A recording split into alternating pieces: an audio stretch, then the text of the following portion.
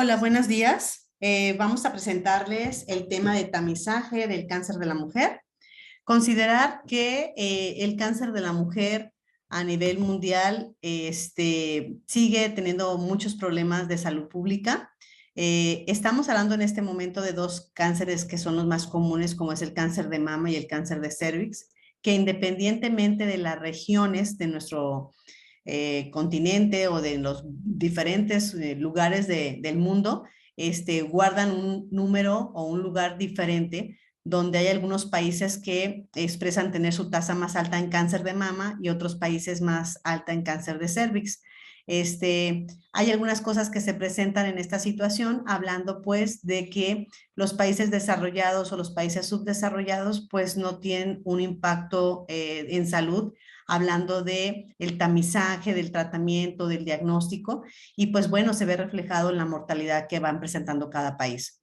En el caso de los países desarrollados con cáncer de mama, ellos vienen haciendo una disminución de la tasa de mortalidad, ya que tienen un tamizaje donde tienen una identificación de las pacientes en estadios tempranos, hablando de estadio 0, estadio 1, y que pueden brindar un tratamiento menos agresivo, menos costoso, con más pronóstico bueno en el sentido de la sobrevida de las pacientes. Y bueno, y que hay otros países que a pesar de tener un tamizaje establecido, pues todavía no brinda el resultado que queremos tener cuando encontramos a pacientes en estadios avanzados, ¿no? Que requieren de un mayor manejo o un mayor protocolo para el manejo, hablando de cirugías, quimioterapias, radioterapias, y que de todas maneras la esperanza de vida a veces se ve mermada con una tasa de sobrevida disminuida. En nuestro país lo hemos reflejado, ya no digo Estados Unidos, por ejemplo, donde tienen una infraestructura de salud muy diferente a la de nosotros, pero aquí mismo vemos esas diferencias donde las mujeres que son atendidas en la zona norte, por ejemplo, su mayor frecuencia de cánceres pues es el cáncer de mama. Y en la zona sur del país, el cáncer de cervix. Entonces, en nuestro mismo país vemos esa diferencia porque intervienen otros factores sociales, económicos, de cultura, de muchas situaciones pues que van a hacer que la tasa de uno o de otro cáncer pueda estar afectada. Vacunación, por ejemplo, donde no aceptan vacunación, presupuesto de los estados, protocolización de tamizajes en algunos estados de la República, donde a veces no hacen detección de PCR. Entonces, todas esas diferencias, a pesar de que estamos hablando de un mismo país, pues hacen la diferencia en relación a esto. Y bueno, quiero comentarles que hablando del cáncer de la mujer, pues no solamente es el cáncer de mama y el cáncer de cervix, tenemos otro tipo de cánceres que también involucran la salud de las mujeres a nivel mundial, como es el cáncer de ovario, el cáncer de endometrio y menormente el cáncer de vulva o de vagina, pero que no dejan de también estar presentes en la situación de conocer los cánceres que hacen esa diferenciación entre los hombres y las mujeres, hablando de este tipo de tumores. Bueno, pues el cáncer de mama y el cáncer de cervix en nuestro país está protocolizado en unas normas oficiales donde todos debemos de conocerlas, y para el cáncer de mama tenemos a la norma 041, al cáncer de cervix 014. Y bueno, quiero comentarles que la norma 041 fue publicada en el 2002 y recibe una modificación en el 2011 para la prevención, diagnóstico, tratamiento, control y vigilancia epidemiológica del cáncer de mama, y que se implementaron guías de práctica clínica que a nivel mundial cada país tiene sus guías de seguimiento o de recomendación de acuerdo a la evidencia o la medicina basada en evidencias. Y bueno, la de nosotros fue publicada en el 2011 con una modificación o actualización para el 2017. En el caso de la norma 014, que es la del cáncer de cervix, pues fue publicada en 1994 con una modificación en 1998. Han pasado ya varios años, más de 20 años, en donde esta norma que habla para la prevención, detección, diagnóstico, tratamiento, control y vigilancia epidemiológica de cáncer de cervix, pues no ha recibido ninguna modificación más. Sin embargo, tenemos la publicación de la guía de práctica clínica del manejo de la paciente con cáncer de cervix en primer nivel de atención, la cual fue publicada en el 2008 y tuvo una actualización para el 2011, que ya para estas fechas, pues ya también ya pasaron más de 10 años. Sin embargo, bueno, esas actualizaciones tendrán que estar empujadas por el área médica en base a todos los descubrimientos y toda la interpretación que hacemos de ambos cánceres. Y bueno, en esta presentación que les tengo preparada, vamos a hablar prácticamente nada más de cáncer de mama y de cáncer de cervix, encontrando pues que tenemos días internacionales para recordar o para hacer alusivo al cáncer de mama en octubre y al cáncer de cervix en el mes de marzo. Bueno, hablaremos ahorita del cáncer de mama. Es muy importante identificar que tenemos que hacer una promoción para la detección oportuna del cáncer de mama y que esta promoción debe de incluir múltiples factores o múltiples actividades que tenemos que hacer, como es la autoexploración, el examen clínico y la mastografía. En esta prevención primaria es bien importante tener identificados los factores de riesgo que en otras de las presentaciones que van a tener mis compañeros se los harán saber y que ustedes bien conocen, como tener características en relación a tener obesidad, tabaquismo, uso de hormonales por mucho tiempo, menarca temprana, menopausia tardía, etcétera. Pero es muy importante que empecemos a tener esa autoexploración desde los 20 años. Muy importante reconocer desde que tenemos el cambio de la telarca en la pubertad, pues es importante que también las niñas empiecen a conocer esos cambios que va a tener su glándula mamaria y que estén familiarizadas y que estén también con esa buena comunicación con sus padres ante alguna alteración o lesión antes de esta edad. Pero la autoexploración la vamos a recomendar a partir de los 20 años con el objetivo de sensibilizar a las mujeres sobre el cáncer de mama y que tengan ellas un mayor conocimiento de su cuerpo, lo hagan de manera mensual, posteriormente a terminar el ciclo menstrual de 3 a 7 días después de su menstruación, y que ante alguna situación de cambios en su característica de la mama, pues acudan a recibir una atención médica o soliciten una atención médica temprana. Hay personas que, a pesar de conocer esta información, de hacerlo, toca la bolita, se espera, se hace una pomadita, un fomentito, esto y el otro, y hasta después de 2 a 6 meses anda buscando la atención médica. Y pues es importante que ellas sepan que tienen que recibir atención temprana y que no siempre va a ser una tumoración a la mejor maligna, que es muy importante que pierda ese miedo a tener que acercarse a los servicios de salud porque ya consideran que van a tener algo malo.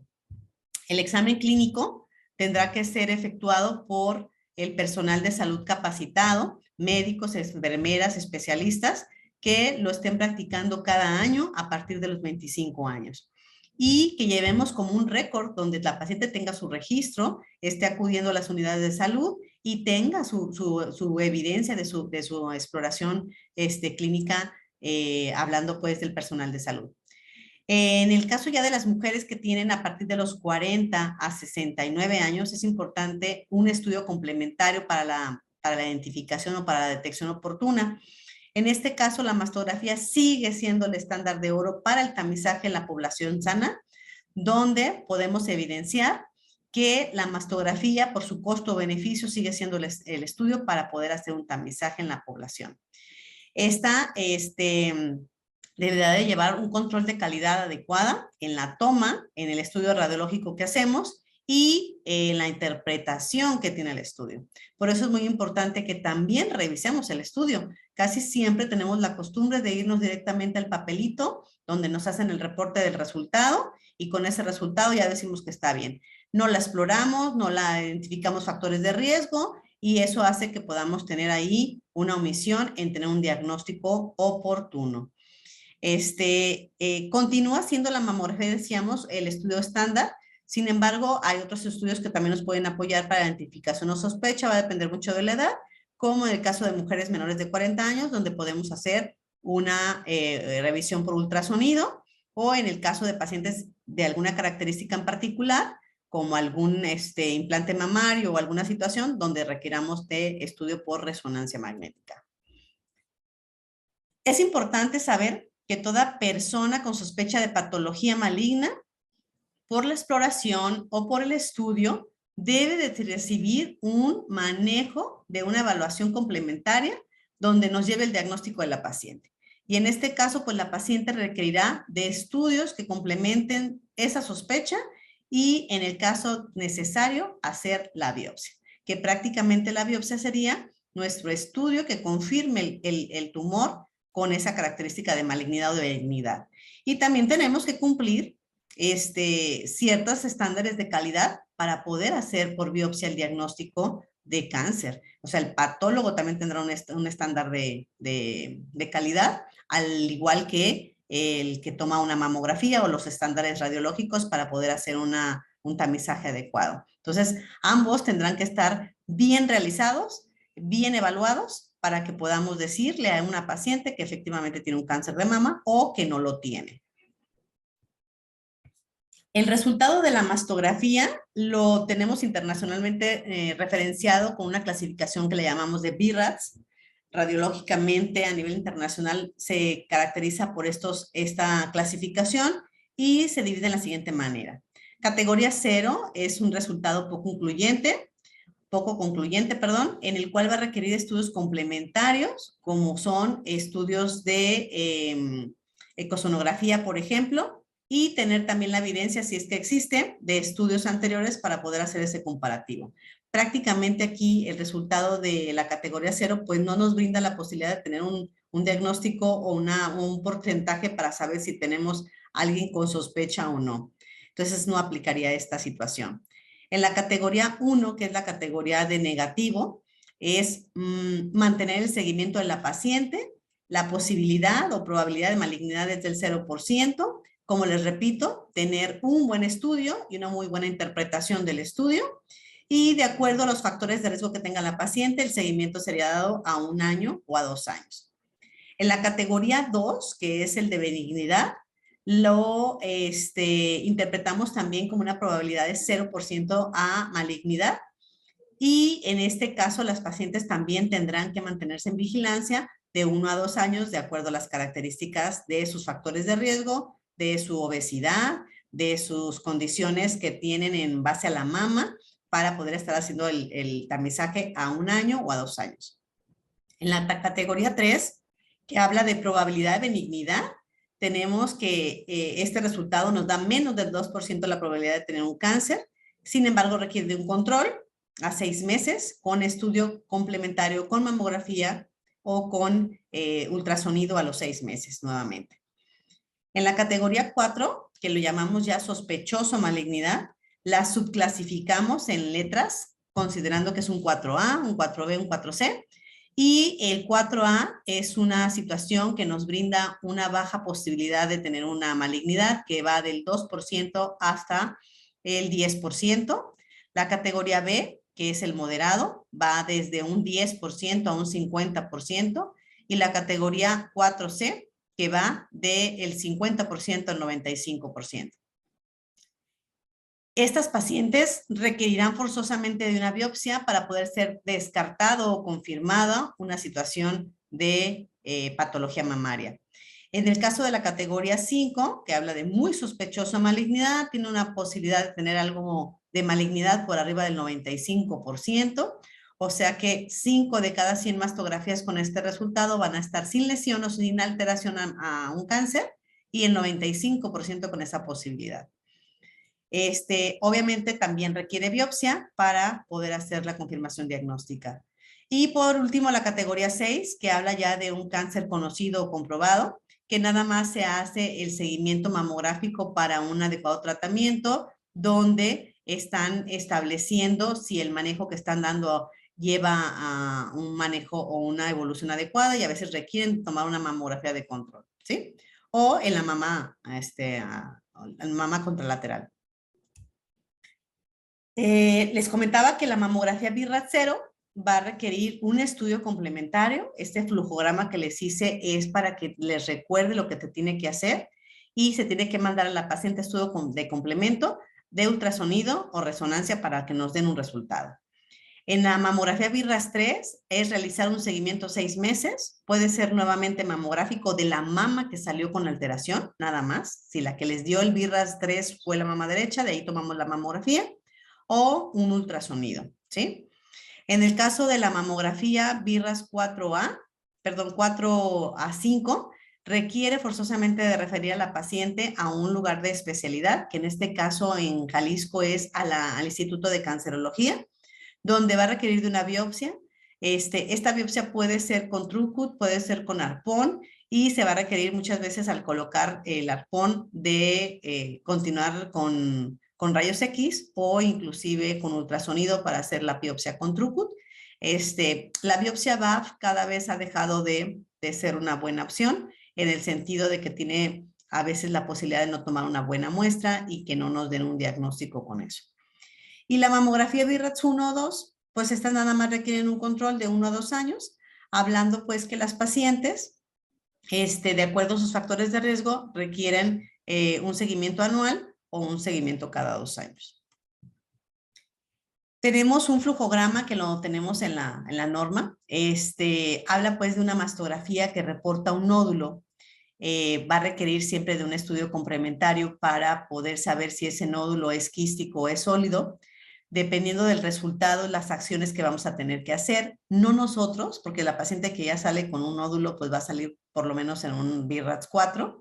Entonces es una paciente que va a ser estudiada en el instituto y pues le van a hacer una punción a aspirar el líquido que traemos en ese quiste. Se manda a estudio citológico y ya nos dicen si tiene malignidad o benignidad esa líquido, esa secreción que obtuvieron de ahí. En el caso de un tumor sólido, pues hay que hacer una biopsia. Si nos reportan benigno, se va a tratamiento, considerando que puede ser un adenoma, perdón, o un tumor de otro tipo que no esté relacionado con malignidad y pues que requiera que hagan exéresis o cualquier otro tipo de manejo con la paciente o simplemente vigilancia. Y en el caso de que nos reporten maligno, pues hay que clasificar en qué estadio se encuentra la paciente en el momento y poderle brindar el tratamiento más oportuno y más adecuado a la paciente. En cáncer de cervix, la citología sigue siendo el método de elección. No decimos que es el mejor, pero es el de elección hablando de costo-beneficio. Fue introducido en el estado de Jalisco en 1974, en donde ya la paciente en la actualidad lo compra sola, no tenemos que hacer tanta promoción, la gente acude. Sin embargo, todavía queda una porción de población que no está acercándose a los servicios de salud y que pues requiere que estemos nosotros ahí con esa promoción y esa identificación de los factores de riesgo que tienen las pacientes. Hay otros estudios que nos apoyan en base al cáncer de cervix, como puede ser la pura colposcopía o la toma de PCR. Sin embargo, el combinarlos ayuda o favorece a que esta sensibilidad aumente y esta especificidad también aumente. Entonces, pues combinar colposcopía, citología, combinar PCR, colposcopía, combinar citología, PCR, pues hace que tengamos mayor seguridad en que la paciente se encontrará sana. La citología cervical se realizará cada 3 años en las mujeres que han tenido 2 citologías previas anuales consecutivas como negativas y que no hayan tenido el virus del papiloma o que no hayan tenido un reporte de displasia o de cáncer. Las mujeres con problemas anteriores serán objeto a un seguimiento clínico en la clínica de colposcopía y serán dadas de alta y reiniciarán su manejo anual. Las mujeres con resultados positivos a procesos inflamatorios inespecíficos, que en este apartado cae la mayoría como negativo con proceso inflamatorio, casi es raro que nos reporten un negativo, pues tendrán que continuar con sus seguimientos anuales. Es muy importante hacer esta diferenciación. Una paciente que tiene proceso inflamatorio persistente, inespecífico, pues va a tener su riesgo aumentado para también desarrollar un cáncer en algún momento de la vida. Entonces, en esas pacientes se seguirá tomando su tamizaje anual. En la que sale completamente negativa, que sería de acuerdo a la clasificación, por ejemplo, de Papa Nicolau, que sería el 1, pues ahí sí tenemos 2 unos consecutivos, pues se lo podemos hacer cada 3 años. Pero si tenemos un clase 2, pues está hablando ya de un negativo, pero con proceso inflamatorio, pues tendríamos que continuar haciendo análisis. Hablando de los que conocen la clasificación de Papa Nicolau, Tenemos muchas clasificaciones, la de Richard, tenemos la de Bethesda, que la que más se utiliza en la actualidad, pues que sigue siendo la clasificación de Bethesda.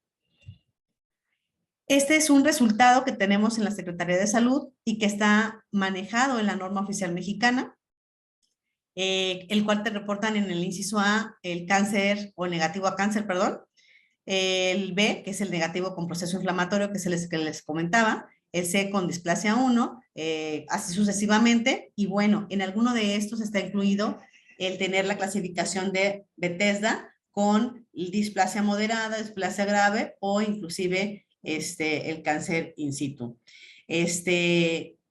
Cáncer invasor, adenocarcinoma o algún tumor maligno inespecífico, pues podría estar clasificado en el inciso A y que también tendrá hallazgos adicionales, como por ejemplo la sospecha o la imagen que nos pueda dar sugerencia de que tenemos infección por VPH, con los coilocitos, por ejemplo, o la imagen por herpes virus, o tricomonas, bacterias, Gardnerella, X situación que podamos ver ahí, igual que con los hongos. Otras alteraciones inespecíficas, y pues es importante que sepamos que son hallazgos adicionales, aunque no está diseñado para hacer identificación de infecciones de transmisión sexual.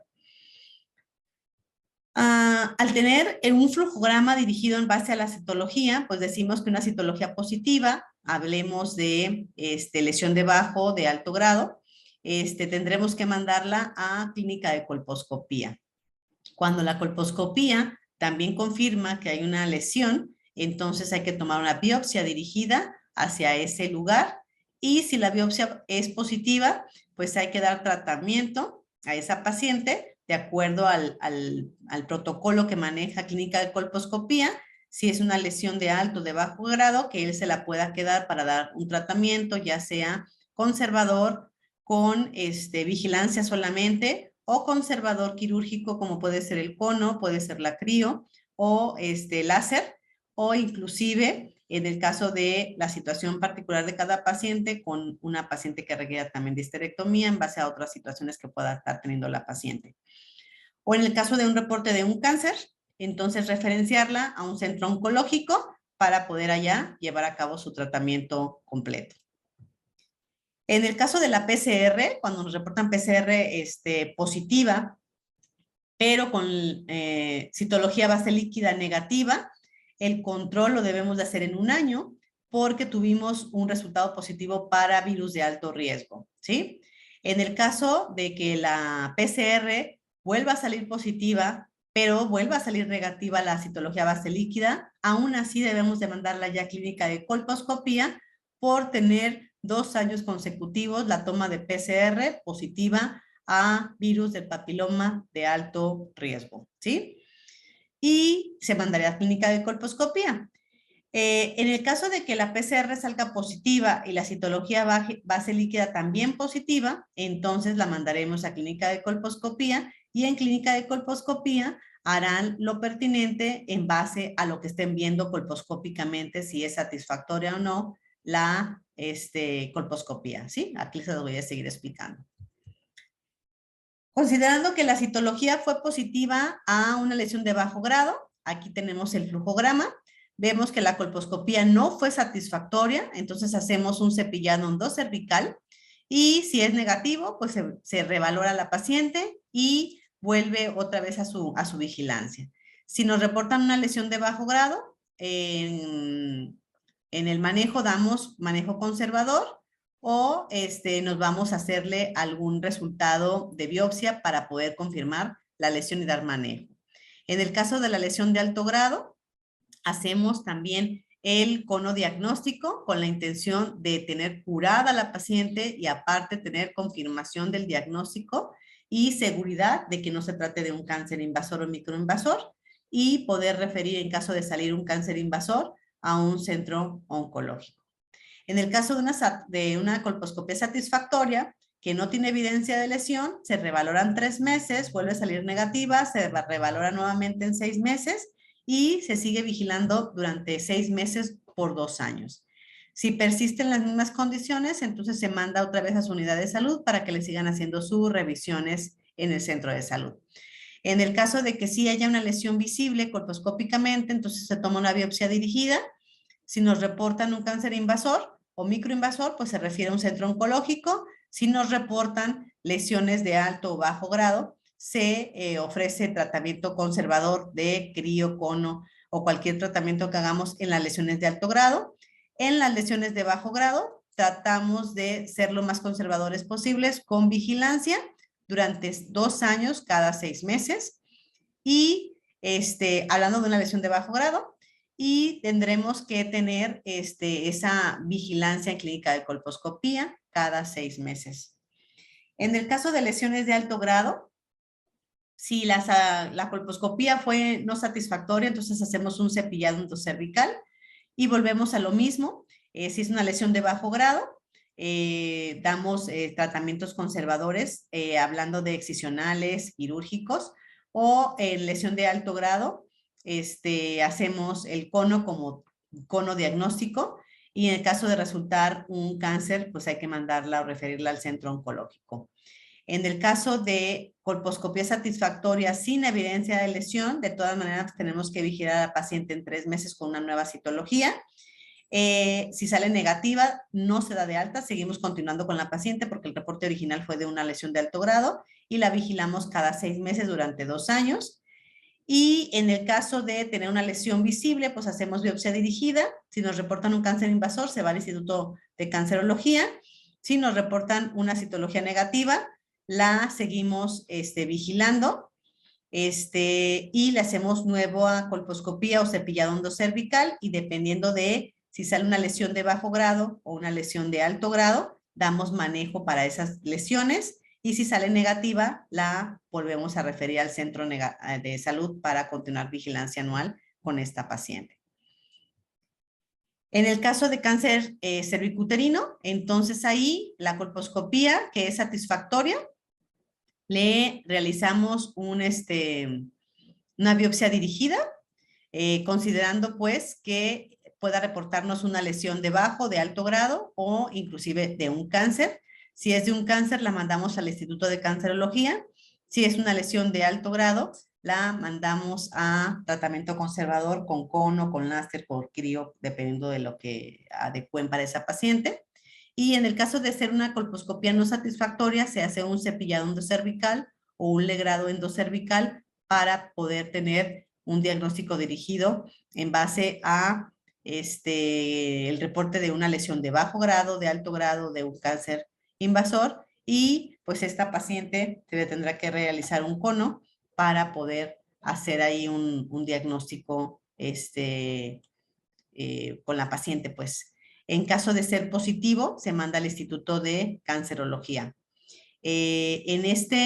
Hablando pues de una colposcopía no satisfactoria, sí es siempre necesario hacer el cono para poder, lo llamamos cono diagnóstico, para poder concluir si tenemos una lesión o no.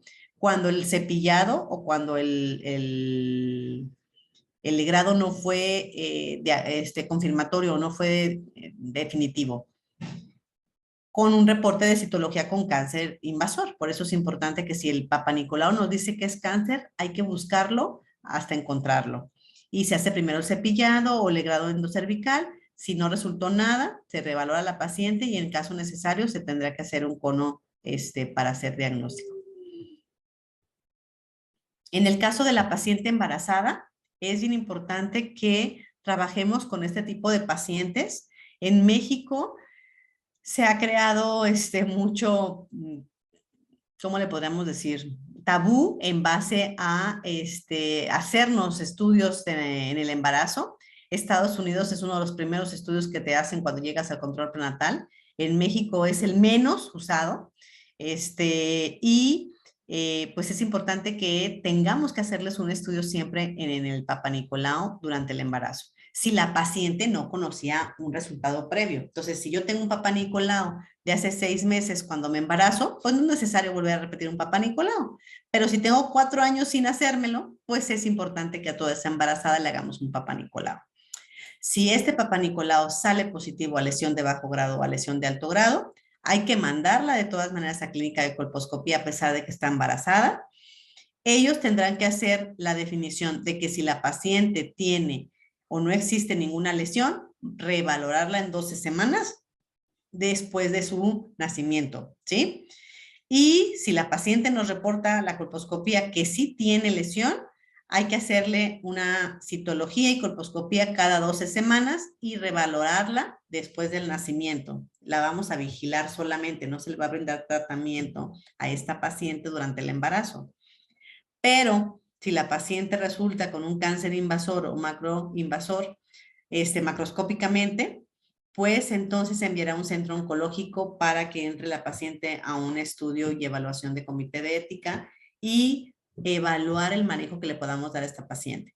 En algunos estados tenemos la legalidad del aborto, donde la paciente podrá tener la interrupción del embarazo, pero también va a depender mucho en qué semanas del embarazo diagnosticamos a la paciente. Entonces, si la paciente la diagnosticamos al inicio del embarazo, pues es una paciente que tiene toda la posibilidad de interrumpir su embarazo para poder iniciar su tratamiento que tiene de cáncer.